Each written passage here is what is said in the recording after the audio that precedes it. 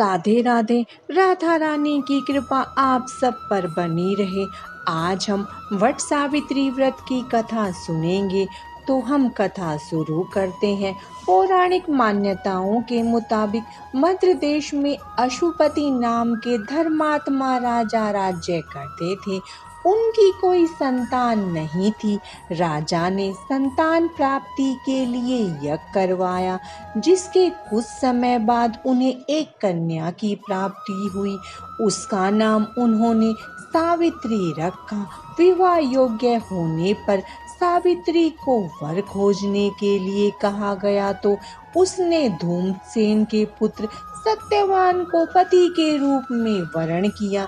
नारद जी ने सत्यवान तथा सावित्री के घरों की गणना कर अशुपति को बधाई दी तथा सावित्री के गुणों की भूरी भूरी प्रशंसा की और बताया कि सावित्री के 12 वर्ष की आयु होने पर सत्यवान की मृत्यु हो जाएगी।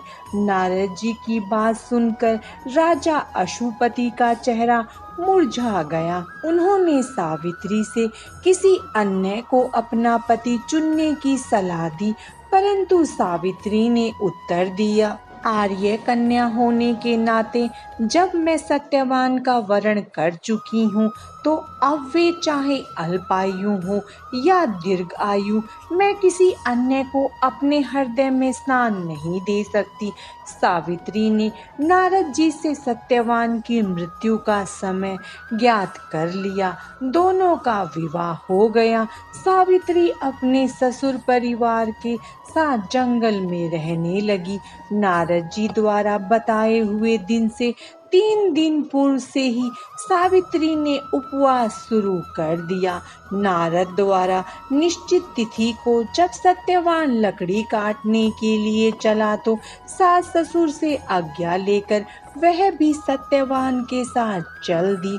सत्यवान वन में पहुंचकर लकड़ी काटने के लिए वृक्ष पर चढ़ा।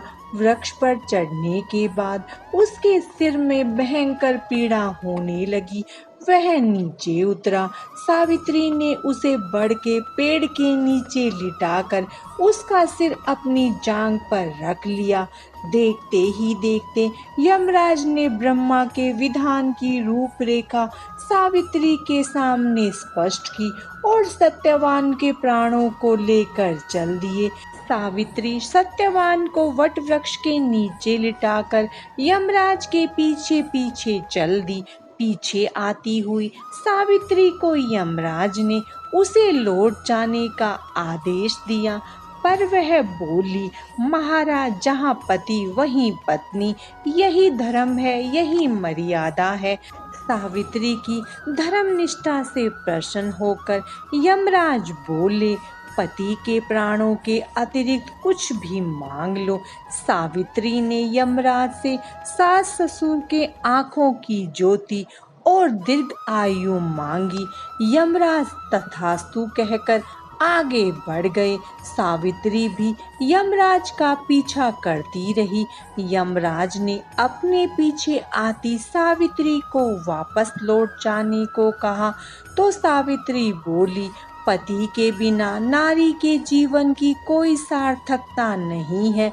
यमराज ने सावित्री के पति धर्म से खुश होकर पुनः वर मांगने के लिए कहा। इस बार उसने अपने ससुर का राज्य वापस दिलाने की प्रार्थना की। तथास्तु कहकर यमराज आगे चल दिए।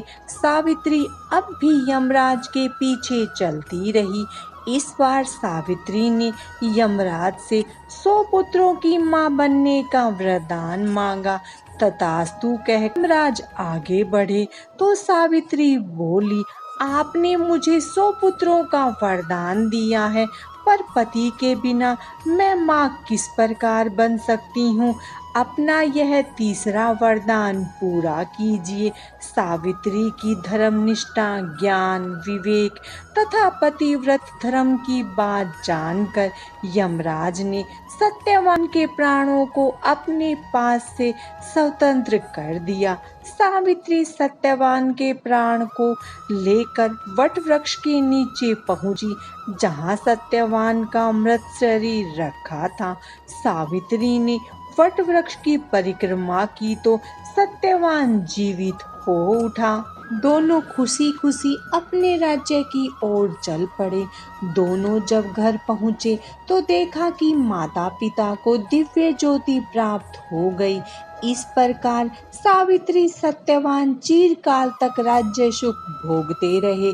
अतः पतिव्रता सावित्री के अनुरूप ही प्रथम अपने सास ससुर का उचित पूजन करने के साथ ही अन्य विधियों को प्रारंभ करें।